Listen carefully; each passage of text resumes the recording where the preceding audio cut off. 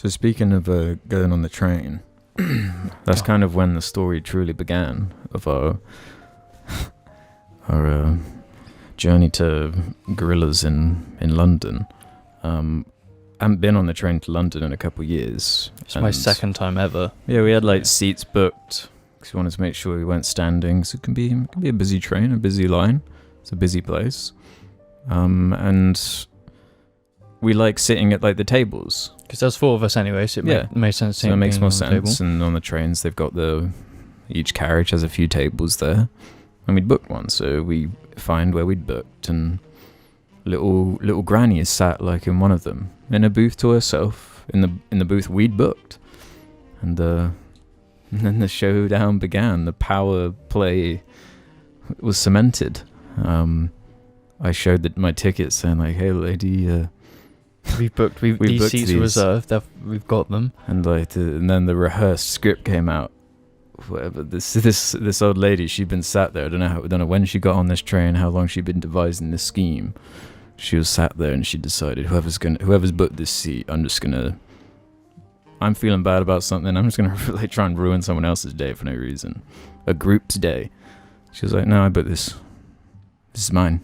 She used the words, "Oh, I've booked this seat as well." But it's a system, you can't double book a seat. The system designed for that not to happen. She bullshit. She was just like, on the trains to London, or on this line or whatever.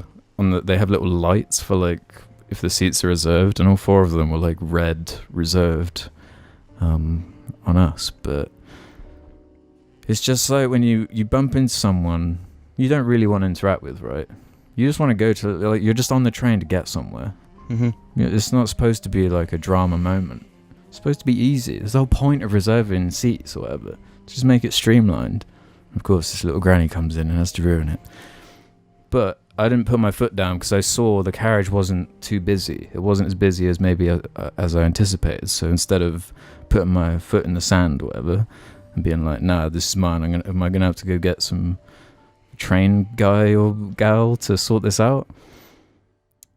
And so I was like, "Nah, there's a table over there. Let's just go over there. I can't be dealing with this right now." Which doesn't, like, how spiteful and like angry of a person do you have to be in like an empty train carriage and just think, I'm fighting my ground on this table that isn't mine.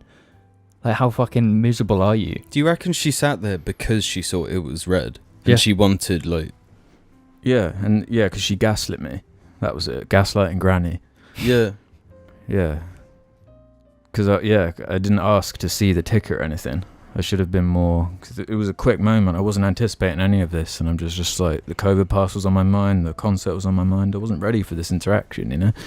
Yeah, I wish we'd gone back and... Because I was saying to you on the train, like, even though it's the slightest it's of such injustices, a minor... Yeah. And we got a angry. table anyway. But it's just the nerve of doing that. It's not the fact that she was sat in a reserved seat. It's not the fact that it was our reserved seat. It's the fact that she fucking lied. She, like, lied to our fucking faces. And in the moment, we knew it. She knew it. Yeah. And we just took it.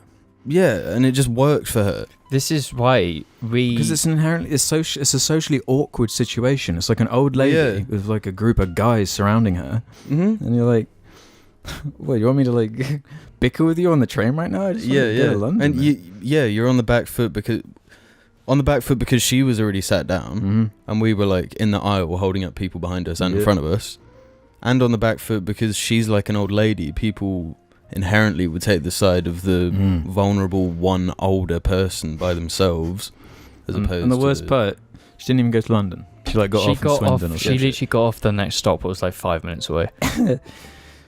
Oh, like man. we were cucks. Like we were betas in that situation because we should just sat in the seats. Because if she's gonna fight that ground, make it uncomfortable for her.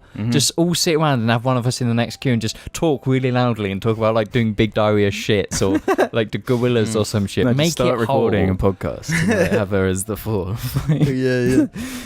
No, but is that just the thing? Like when you get to that age, you just don't. You need excitement in your life. You need like some dopamine. Drama. You need something. Yeah.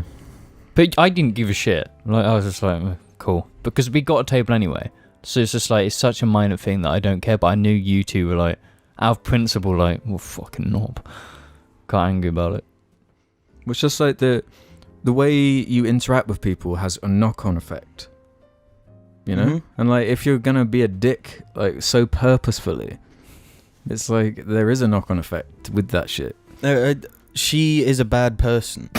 She is a bad person. I don't give a shit how you're feeling, what you've been through. Don't Don't take put out other on other people people through shit. Mm-hmm.